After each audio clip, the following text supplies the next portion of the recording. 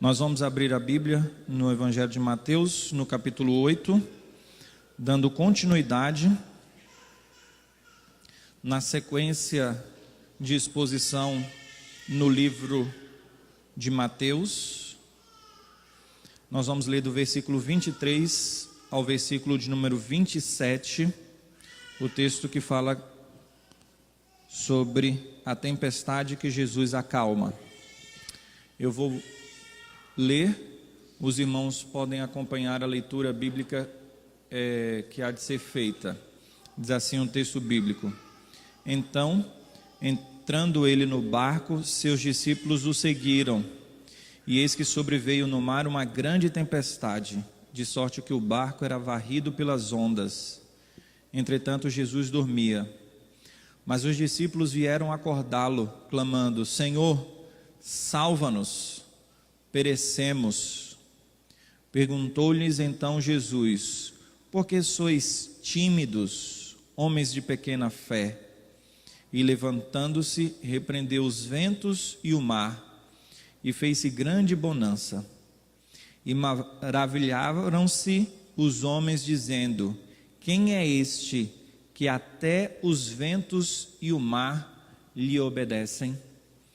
Meus amados irmãos, em 1923, no Japão, na cidade de Tóquio, aconteceu um terremoto,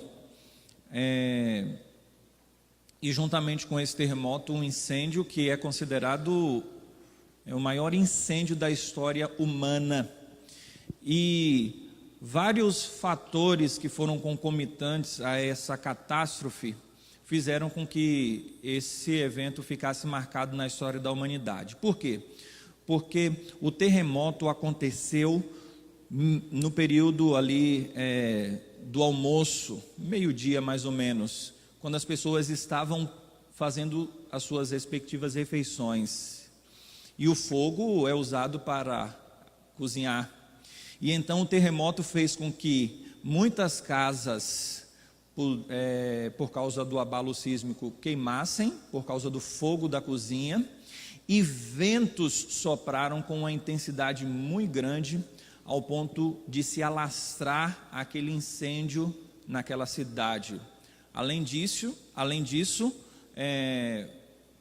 tsunamis aconteceram, e uma catástrofe ficou registrada nesse ano, em 1923, sendo que 570 mil casas foram destruídas, e estima-se que 142 mil pessoas morreram, mais ou menos aí metade da população de Palmas. Quando pensamos sobre essas questões da natureza, nós olhamos para a realidade e nos sentimos como que pequenos demais diante de situações como estas que eu acabei relatando aqui, de catástrofe associada a uma atividade da natureza. Quando nós olhamos para o nosso texto de hoje, nós encontramos uma realidade que mostra o Senhor Jesus acalmando uma tempestade, e vários desdobramentos de ensinamentos e de praticidade nós vamos extrair desse texto. Mas antes eu gostaria de fazer um apanhado geral para que venhamos nos situar no texto, dentro dos contextos, para que venhamos entender a profundidade e a riqueza desse texto, que está inserido exatamente num contexto formidável.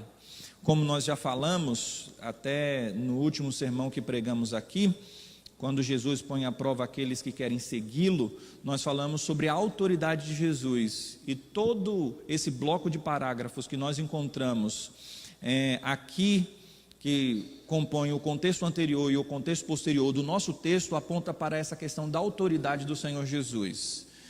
À guisa de informação, o verso 28 e 29 do capítulo 7, quando o Senhor termina o Sermão do Monte, no verso 29, a multidão fica extasiada com o ensino do Sermão do Monte e diz que ele ensinava como quem tem autoridade e não como os escribas. E aí no capítulo 8 ele vai mostrar essa autoridade dele. Ele cura o leproso, a cura do criado de um centurião que começa no versículo 5 e vai até o versículo de número 13, mostra isso, muito interessante, porque esse centurião implora para que Jesus curasse o criado, e então Jesus diz que vai lá para curá-lo. Ele diz: eu também sou um homem de autoridade, eu sei que o Senhor tem autoridade, não precisa ir lá não, é só o Senhor dar uma palavra e o meu criado ficará curado. Então ele enfatiza a autoridade de Jesus, sendo que ele era um centurião que ficava responsável pela guarda romana, e ele tinha autoridade sobre os seus comandados. E ele diz então que Jesus tem autoridade. Quando nós encontramos o texto da cura da sogra de Pedro, quando olhamos para os evangelhos sinóticos, nós encontramos Jesus repreendendo a febre. Ele fala com a febre e ele repreende a febre. Mateus não fala sobre isso, mas o interessante é que Lucas fala sobre isso no capítulo 4, do versículo 38 e 39, que Jesus repreendeu a febre, falou com a febre. Então ele estava mostrando a autoridade que ele tinha até mesmo sobre a febre. E quando nós olhamos para o nosso texto, Jesus fala com o vento, ele fala com o mar, ele ordena. Então ele mostra exatamente a autoridade que ele tem sobre os elementos da natureza. E isso é perceptível no nosso texto. Quando Jesus sai da embarcação, no versículo 28, agora no contexto posterior do nosso texto, 2 endemoniados gadarenos são aí libertados da possessão demoníaca, e o Senhor mostra a autoridade dele até mesmo sobre os demônios, não só sobre a natureza, sobre os demônios. E depois, no capítulo 9, do versículo 1 até o versículo 8, nós encontramos a cura daquele paralítico que é introduzido pelo eirado da casa. E então Jesus diz: meu filho, perdoados estão os teus pecados. E o povo diz: quem é esse que diz para esse: perdoado estão os teus pecados? E o próprio Jesus usa a seguinte expressão aqui no Evangelho de Mateus, no capítulo 9: para que vocês saibam que eu tenho uma autoridade para perdoar pecados, eu digo para esse paralítico: levanta e anda. Então Jesus chama novamente a questão da autoridade que ele tem. Então esse bloco de parágrafos aponta para a autoridade do Senhor Jesus, sendo ele Deus, e é por isso que ele tem autoridade. Deixei de fora aqui, na nossa explanação, no nosso contexto histórico, melhor dizendo, o texto que nós estudamos na semana retrasada, da autoridade de Jesus em dizer para aqueles que o seguem, que deveriam segui-los no termo deles. Nós pregamos isso na última vez que eu preguei aqui, então é algo que eu acredito que esteja bem vívido na mente dos nossos queridos irmãos. Quem é este que tem autoridade para repreender ventos e tempestade? Quem é este que até o mar e o vento lhe obedecem? Tema de hoje: Jesus, aquele que tem autoridade sobre toda a natureza. Carson diz o seguinte, um intérprete bíblico: Jesus pode até ter menos abrigo que os animais e as aves da natureza, conforme o versículo 20, quando ele disse que não tem onde reclinar a cabeça. Ele disse que não tem onde dormir, e os animais têm onde dormir. Jesus pode até ter menos abrigo que os animais e as árvores da natureza. Todavia, ele é o mestre da natureza. Ele vai governar a natureza. E ele não só governa a natureza, mas ele governa a terra, céus e mar. E inclusive a nossa vida. Ele é soberano. Com esta afirmação já podemos perceber a centralidade do ensino desse texto, quando Jesus acalma a tempestade, o governo dele sobre a natureza. Então nós temos a autoridade de Jesus que vem sobre os elementos da natureza. Nós temos terra, fogo, o ar, né, que aqui é representado pelo vento. Nós temos a água, e esses elementos, quando são tão centrais na história da humanidade, nós encontramos eles existindo de uma forma tal que alguém pode até achar que há vida nesses elementos como deidade e coisas dessa natureza. Nós encontramos religiões pagãs que dizem que há o deus do fogo, da água, enfim. Na cultura grega tem Poseidon e tantas outras situações mais, por causa da grandeza desses elementos. Mas o nosso Deus é quem governa todas as coisas. Jesus tem um poder sobre o mundo natural, da questão da natureza, e ele também tem poder sobre o mundo sobrenatural, quando ele expele demônios e quando ele age de forma completa, cabal e perfeita.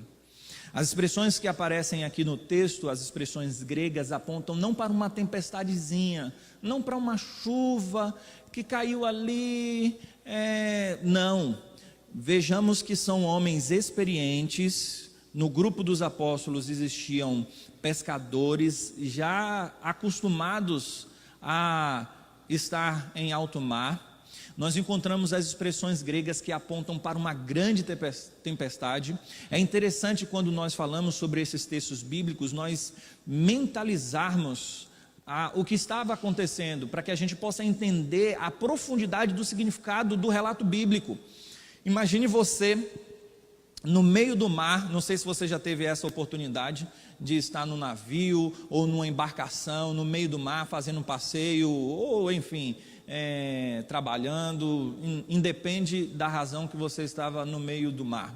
E você olha, você só vê imensidão de água, você pensa bem assim, se esse barco afundar aqui eu estou perdido. Agora imagine essa mesma situação, que é muito retratado nos filmes, quando mostra situações parecidas como essa, aquelas ondas, aquela tempestade, e o barco não era um navio, era um barco mesmo comum, onde poucas pessoas poderiam estar ali, e o vento intenso, uma tempestade intensa, as ondas altas, e eles tentam de um lado para o outro conter aquela força da natureza para que não levasse o barco a pique, para que ele não naufragasse.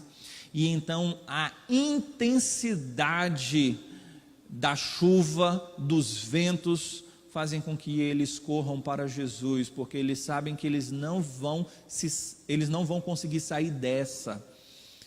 Eles já sabem isso, e é essa inclusive a expressão que eles colocam para Jesus: nós estamos perecendo, nós vamos perecer, nós vamos morrer. Eles tinham isso em mente.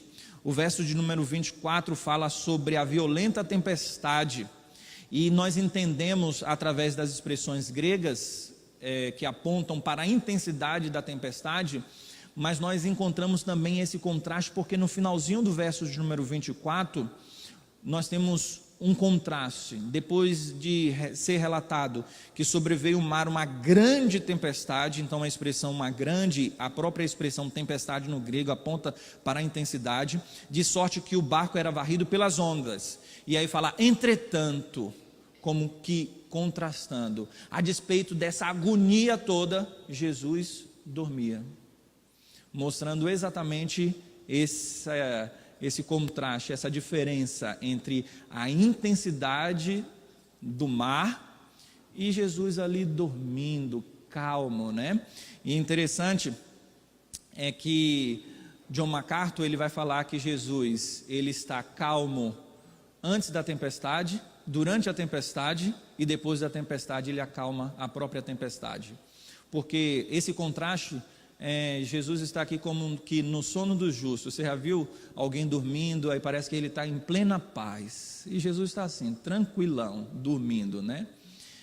Como nós já falamos no sermão anterior, provavelmente quando Jesus diz, a grande multidão estava ali, Jesus então ordena a saída deles no barco. Jesus estava querendo descansar, essa provavelmente fosse a razão dele ter se afastado, ter ido para o barco, porque era uma forma dele se isolar e até se locomover para outras regiões. E aí, Jesus não estava fingindo que estava dormindo, naquele aspecto de que, já que é intensa a tempestade, que varria o barco, batia, como é que alguém consegue dormir em uma condição como esta?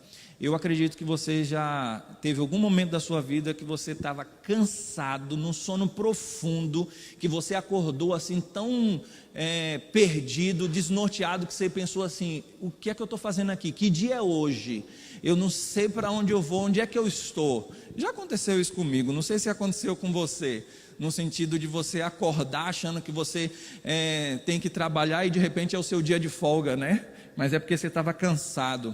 Eu lembro em Salvador, que quando eu estudava no ensino médio lá, o percurso do ônibus que fazia da minha casa até o colégio que eu estudava, era um pouco mais de 1 hora. E então, em algumas ocasiões eu estava tão cansado, e não só no percurso desse específico, mas em outros, que quando eu entrava no ônibus, imediatamente, dormia. E passava 1 hora e parecia que tinha passado 5 minutos. E de repente, quando acorda, já até passou do ponto de ônibus. Não sei se já aconteceu isso com você em alguma situação da sua história. Eu já vi pessoas sendo acordadas no último ponto de ônibus, né, lá no terminal, no ponto final. Olha, já chegou, tal. Você já deve ter experimentado alguma coisa dessa natureza, de um sono profundo, que fez com que você não conseguisse acordar facilmente. E provavelmente era isso que estava acontecendo com Jesus. Jesus não estava fingindo que estava dormindo, ele estava realmente dormindo. Ele era um ser humano. Ele, nesse mesmo capítulo, nos versos anteriores, se auto-intitulou como Filho do Homem. Pela primeira vez no Evangelho de Mateus, ele se auto-intitula como Filho do Homem, apontando então para a sua humanidade, para os seus sofrimentos e para todas as realidades que cercavam o ser dele na sua pessoa física, de sofrimento e de tudo mais. Lembremos-nos que no grupo dos discípulos tinham então esses vários marinheiros, pescadores, mas eles vão a Jesus para buscar em Jesus um socorro. Eles estão aqui com um misto de fé e temor. Por que eu digo um misto de fé e temor? Porque depois de tentar resolver a situação, eles só têm uma pessoa a recorrer, Jesus. E eles sabem em algum sentido que Jesus pode ajudá-los, em algum sentido, dando uma instrução ou qualquer coisa. Eles não entendiam a magnitude do que haveria de acontecer, mas eles já estavam acostumados a ver Jesus curar, expulsar demônios. Então eles tentaram pelos próprios braços deles resolver a situação, mas isso não foi possível. Então, diante daquela situação da tempestade, eles então vão falar com Jesus com medo, e até repreendendo ao Senhor Jesus, dizendo: mestre, acorda, não se te dá que morramos, não te importa que venhamos perecer? O Senhor fica aí a dormir? Repreendendo ao Senhor Jesus. E então nós encontramos medo da morte, mas nós encontramos também, em alguma proporção, uma fé de que o Senhor poderia socorrê-los. É o que o bispo Ryle, da igreja anglicana, disse: aqui temos o retrato muito nítido do coração de milhares de crentes que possuem fé suficiente para abandonar tudo por causa de Cristo e segue-o por onde Ele mandar, que foi o que aconteceu no contexto anterior. Os discípulos estavam seguindo a Cristo, como vocês já ouviram o sermão sobre isso, mas ainda assim estão cheios de temores na hora da provação. Quantos têm graça suficiente para se voltarem a Jesus em cada dificuldade, clamando: Senhor, salva-nos, e ainda não têm graça suficiente para ficarem quietos na hora difícil e confiarem que tudo está bem? A ideia é: nós ouvimos o chamado do Senhor, o Senhor nos ordena, nós temos fé suficiente para segui-lo, mas na jornada nós temos temor, receio, nos amedrontamos, ficamos irrequietos, andando para um lado e para o outro, desesperados, mesmo com a fé nesse Deus. E é mais ou menos esse misto de fé e medo que eles estão vivendo aqui, porque eles sabem, em alguma medida, que Jesus pode ajudá-los, mas eles também estão com medo. A grande questão aqui não é que Jesus não se importava com eles, é que a vida, ela é assim mesmo. Nós temos problemas, nós temos dificuldades, nós temos angústias, nós temos um mundo de incertezas. E quando eles acusam Jesus de não se importar com o perecimento deles, eles estão assumindo que Jesus está dormindo de propósito. Mas aqui nós encontramos uma aplicabilidade perfeita para a nossa vida, porque muitos pensam que Jesus também não se importa com o nosso sofrimento e com as nossas provações, como que, fazendo um paralelo com as tempestades da vida, as intempéries da nossa existência, nós encontramos muitos que dizem: Senhor, não se te dá que morramos? Como podes assim o Senhor dormir? Se a cada momento já nos vemos prestes a submergir, por que a doença vem sobre a minha família, ó Senhor? Por que eu estou desempregado? Por que o meu marido me bate? Por que essas situações vêm sobre a minha vida? O Senhor não se importa comigo? Por que esse sofrimento? E então nós tendemos a agir como os discípulos, tendo um misto de fé, porque estamos orando para o Senhor Deus, estamos falando com Ele, então isso implica em fé, mas ao mesmo tempo não entendemos o agir do Senhor e temos medo e nos voltamos contra Deus, quando nós devemos nos voltar para Deus. E essa relação ela é muito interessante, porque nós achamos que os sofrimentos da nossa vida anulam o cuidado de Deus. É isso que nós pensamos. O sofrimento que eu passo está anulando o cuidado de Deus. Deus não cuida de mim por causa do sofrimento. Mas essa ilação, esse pensamento, esse raciocínio é equivocado. Nós temos uma falácia aqui, porque o Senhor, e essa é uma frase que eu cito algumas vezes aqui, é uma frase famosa, e que vem a calhar bem para o nosso contexto aqui: o Senhor não garante jornada tranquila, mas Ele garante chegada segura. Nós precisamos ver o todo e não os pontos particulares.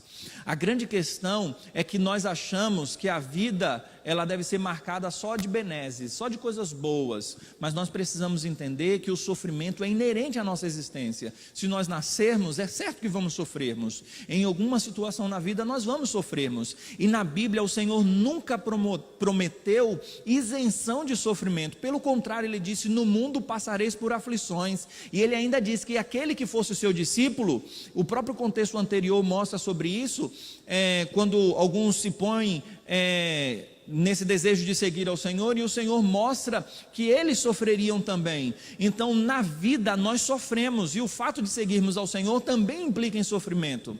O Senhor disse que nós passaríamos por aflições, mas Ele não garantiu jornada tranquila, mas Ele garantiu chegada segura. Ele garantiu que ninguém nos arrebataria da mão do Pai. Ele garantiu que onde Ele estivesse, no céu de glória, nós estaríamos lá também. Então o fim é que importa, e não o meio, porque o meio é em meio a sofrimento mesmo. O meio da nossa jornada, a tempestade vem, mas nós precisamos entender que quando o Senhor da história, o Senhor da natureza, o Senhor que governa todas as coisas está no barco da nossa vida, é certo que a nossa fé não vai naufragar e as ondas não irão nos destruir, porque quem governa a existência da nossa própria vida é aquele que governa terra, céus e mar. Ele foi quem criou os céus, Ele foi quem criou o mar, que criou todas as coisas, como João capítulo 1 mostra. Não teria Ele poder para governar todas as coisas, inclusive as questões da natureza? É certo que sim, porque o que é mais difícil, você criar algo do nada, ou você governar aquilo que foi criado? Pela lógica, nós entendemos que é muito mais difícil criar. Então, se nós entendemos que o Senhor criou a nossa vida, não poderíamos pensar que Ele tem poder suficiente para guiar a nossa própria história? É certo que tem, é certo que tem. Portanto, nós devemos fixar os nossos olhos, os nossos corações no cuidado do Senhor, e devemos ter fé suficiente para entender que mesmo na jornada difícil, ainda assim o Senhor está presente, e Ele se importa com a nossa vida, e Ele trabalha com a nossa fé exatamente em meio ao sofrimento. Interessante essa questão da fé em meio ao sofrimento, porque Jesus chama aqueles de homens de pequena fé. Porque vocês estão com medo, homens de pequena fé. E no capítulo 6, no Sermão do Monte, o Senhor Jesus já havia usado essa expressão, homens de pequena fé. E o que é que ele estava dizendo quando ele se referiu àqueles que estavam ouvindo a ele como homens de pequena fé? No não entendimento do cuidado do Senhor para com eles. Porque no capítulo 6, quando Jesus chama aqueles que estão ouvindo o sermão de homens de pequena fé, eles estão dizendo o seguinte: vocês se preocupam com o que vão comer, com o que vão beber, com o que vão se vestir, com o que haverão de se vestir, estão demasiadamente preocupados com essas coisas. Deus cuida bem de vocês, não fiquem preocupados. Deus sabe a necessidade de vocês. Não sejam homens de pequena fé, vocês são homens de pequena fé. Então, o contraste aqui para a fé é o medo. Então, o medo é que faz com que a nossa fé venha a naufragar. E o medo do quê? De não entendermos que Deus cuida muito bem de nós. Eles tinham medo de não ter vestuário, comida e bebida. No capítulo 6, e aqui eles estão com medo do cuidado de Deus, no aspecto de que eles haveriam de perecer, e Deus não cuidaria deles para a preservação da vida. Então é assim que acontece normalmente com alguns. Eles têm medo, e eles não estão vendo, eles não estão vislumbrando o cuidado de Deus. E o medo é exatamente quando nós não percebemos o cuidado de Deus sobre as nossas vidas. Meus amados irmãos, como nós precisamos ser alimentados na nossa fé para servirmos mais a Deus e para nos apegarmos mais ao Senhor. Portanto, aqui nós temos aspectos do sofrimento e da soberania. O sofrimento são as provações, as lutas que tentam nublar a nossa visão no cuidado de Deus. Mas nós precisamos entender que a provação para os discípulos, a provação das nossas vidas, tem um caráter de aprimorar a nossa fé. Nós só cresceremos em fé se nós passarmos pelas lutas e pelas adversidades. E a nossa fé é aprimorada quando nós fixamos os nossos olhos na soberania de Deus e falamos o seguinte: ainda que tudo esteja indo contrário àquilo que eu vejo de bonança para a minha vida, mas eu sei que o Deus que cuida muito bem de mim tem o melhor para mim e Ele não vai deixar que eu pereça, porque Ele governa todas as coisas e nada escapa do controle dEle. Meus amados irmãos, Deus pode até permitir que os seus filhos sofram, e até em alguns casos que eles morram, mas isso não escapou do controle de Deus, e isso não quer dizer que Deus não cuida de nós. O ensino aqui é que Ele tem tudo sob controle, inclusive terra, céus e mar. Nada em absoluto escapa do controle de Deus, nem mesmo o vento, nem mesmo uma tempestade. Sua soberania e autoridade, que implica que Ele está acima, é demonstrada em aspectos inimagináveis. Por exemplo, quem daqueles que ali estavam acharia que Jesus se levantaria, falaria com a tempestade e a tempestade imediatamente acabaria? E como eu falei da cena de uma tempestade que você deve mentalizar, eu gostaria também que você mentalizasse essa cena associada à bonança. Porque não foi assim: Jesus disse e aí ficou, vamos ver, vamos ficar olhando, para ver se vai acontecer. O texto nos dá um entendimento claro de que foi imediato. A chuva de repente parou, o vento parou, as ondas pararam. Agora imagine a situação nesses termos: uma tempestade violenta, e ele só fala, e quando ele acabou de falar, imediatamente tudo parou. A água ficou calminha, tranquila, o vento parou. E isso trouxe espanto para aqueles que ali estavam. Eles não imaginavam que Jesus poderia fazer isso, porque eles ficam estupefatos, boquiabertos, petrificados, dizendo: quem é este? Quem é este?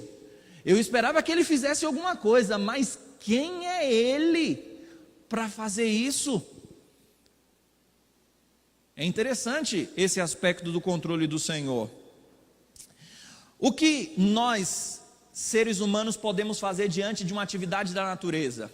Imagine um vulcão em erupção. Você fala bem assim, pare, e ele vai parar? Tenta isso.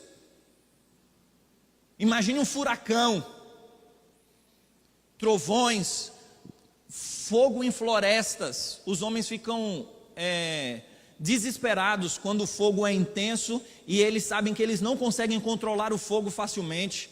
Eles precisam de muitos recursos e eles até esperam que haja chuva para que aquele incêndio em floresta acabe, porque ele sabe que ele é pequeno demais.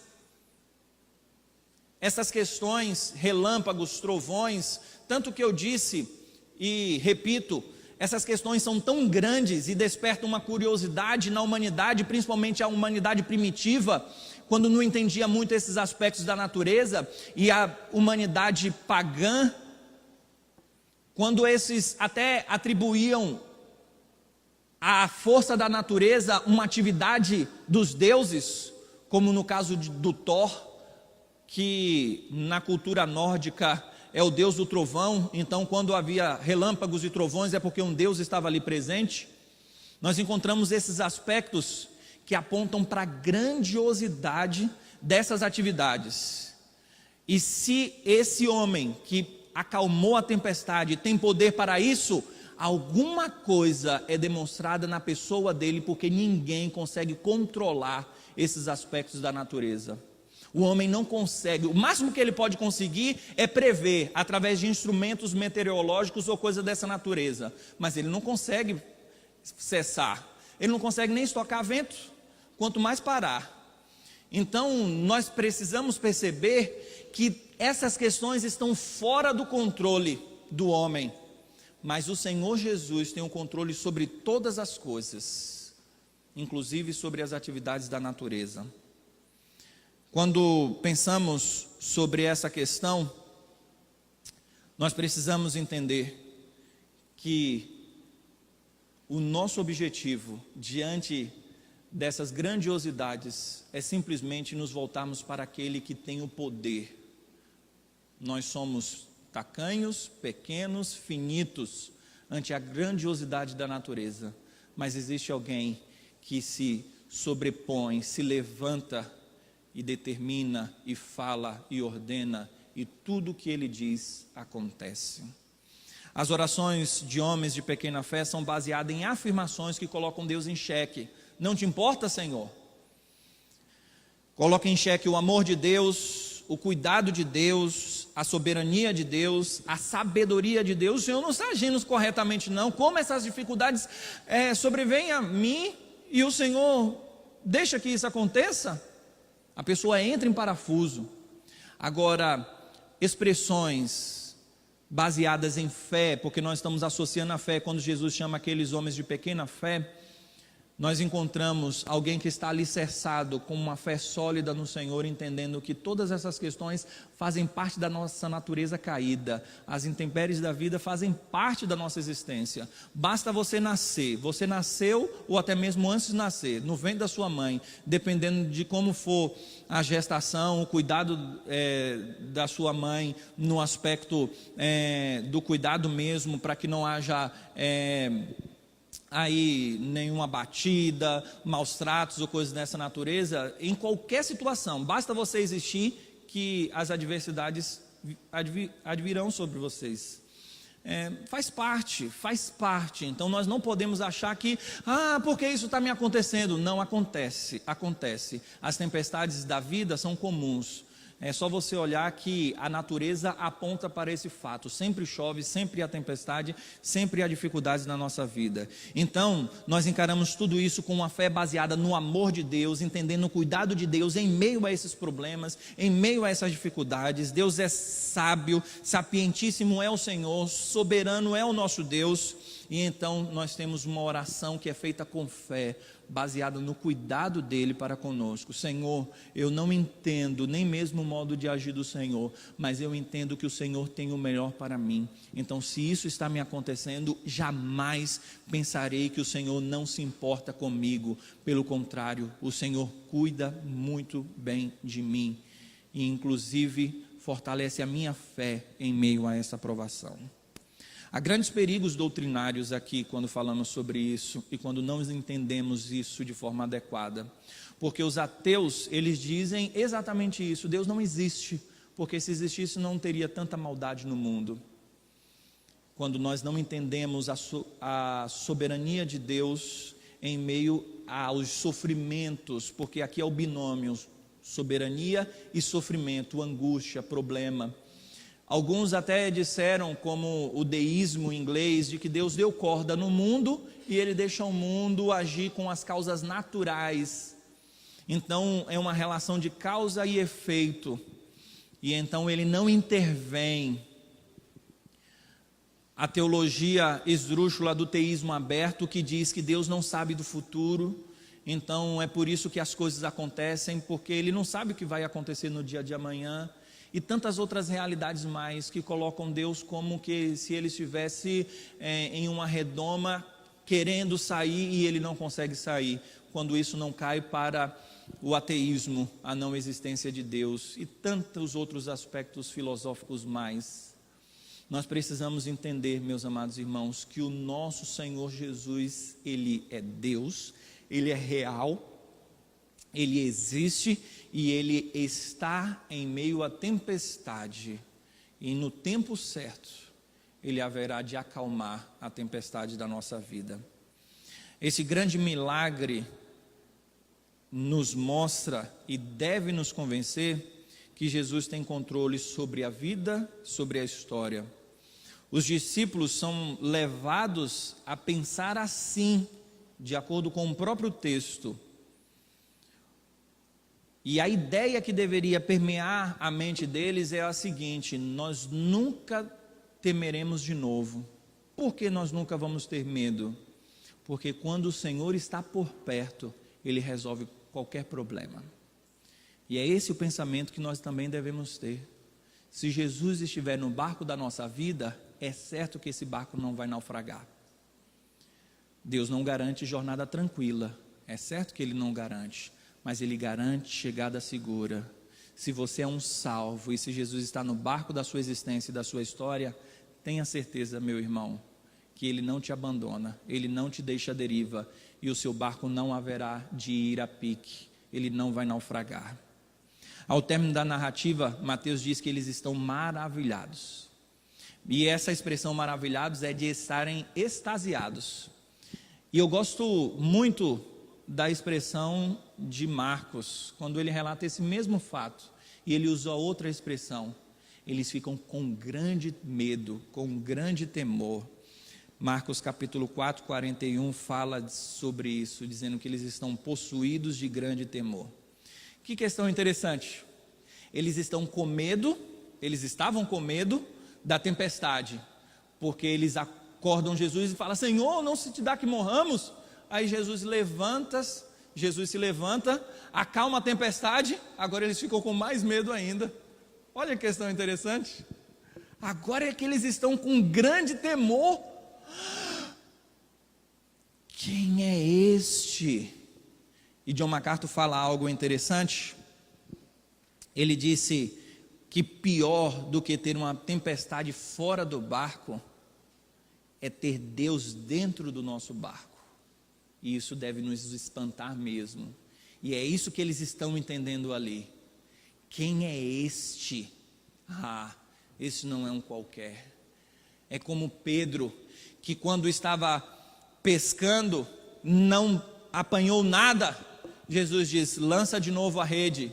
Senhor, pescamos a noite toda, eu sou pescador experiente, estou apenas aqui contextualizando. A noite toda nós pescamos, Senhor, não deu nada. E o Senhor pede para lançar a rede aqui, mas sobre a tua palavra eu vou fazer isso. E vem uma rede cheia de peixes. E ele simplesmente diz: Senhor, se afasta de mim, porque eu sou pecador. Ele entendia quem era Jesus. Você entende quem é Jesus dentro dessa perspectiva da grandiosidade dele, dos relatos bíblicos? E você tem fé suficiente para crer que isso é verdade? Meus amados irmãos, se nós temos fé suficiente para acreditar que tudo o que aconteceu na vida de Jesus é verdade, Porque nós não temos fé suficiente para, quando passarmos pelas adversidades da vida, nós não confiarmos que esse mesmo controle que Ele teve no passado, Ele também tem no presente. Só que Ele age de forma diferente no tempo de hoje, porque Ele não está fisicamente do nosso lado. Mas isso não quer dizer que Ele não haja. Pelo contrário, Ele está agindo em cada momento, mesmo que venhamos achar que Ele está dormindo. Saiba que dentro do seu barco está o Criador e o controlador do tempo. Se alguém vê a glória de Deus, isso significa que esse Deus vê o tamanho do nosso pecado e da nossa insignificância. E isso deve nos causar temor. Eles estão atemorizados porque eles começaram a compreender que Jesus é muito maior do que eles haviam pensado. Gostaria de concluir dizendo que, assim como no barco daqueles discípulos que estava se enchendo de água, talvez a sua vida esteja também se enchendo de lágrimas, de tanta dificuldade que você tem passado, de tanta angústia, de tanta dor. Mas eu gostaria de dizer para vocês o seguinte: o mar na Bíblia é demonstrado como o caos. Quando nós olhamos para Gênesis capítulo 1, ainda não havia nada criado, mas o mar estava lá. Ainda não havia ordem, a terra era sem forma e vazia. O Senhor, a expressão sem forma aponta para o caos. O Senhor haveria de dar forma. Vazia vai se referir ao aspecto de que Ele vai criar algumas coisas e encher a terra. Então a terra não tinha forma e ela estava vazia. Então Ele vai dar forma criando tudo e Ele vai encher essa terra com o ser humano, com os animais, com vegetação. Ele vai dar forma e povoar. Mas o mar já se faz presente, mostrando esse caos. Quando Jonas é engolido pelo grande peixe, no capítulo 2 do livro de Jonas, ele faz uma poesia e ele aponta para o mar como sendo o caos e a salvação do Senhor sobre esse caos. Apocalipse capítulo 21 fala que no novo céu e na nova terra o mar já não mais existirá. É uma figura para essa ideia de que o caos não mais existirá. A Bíblia aponta para esse aspecto. Então a ideia é escatológica dentro da aplicabilidade final que eu gostaria de dizer aqui. Pode parecer que todas as coisas estão acontecendo e que o Senhor não está se importando, mas há um Cristo que se levanta e acalma a tempestade.